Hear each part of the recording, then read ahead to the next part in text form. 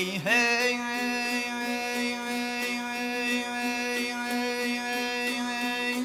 Madam arzu eylep günü rufaynım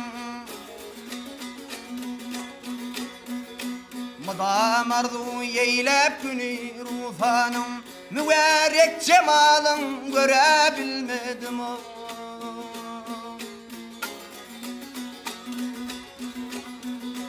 Açılgan bağında alma yanarını Bağlarına seyran edebilmedim o Men da değil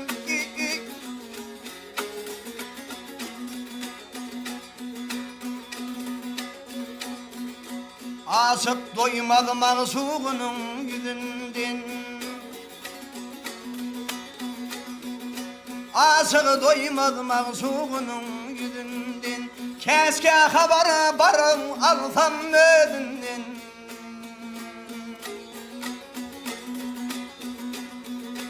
Rakibin elinden, iyilin dilinden Kaygısız yanına varabilmedim o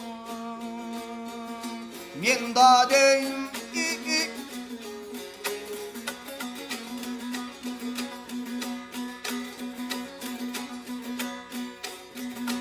Hayır diyere asnalığım yad oldu Dostlar gamın bolun düşman sad oldu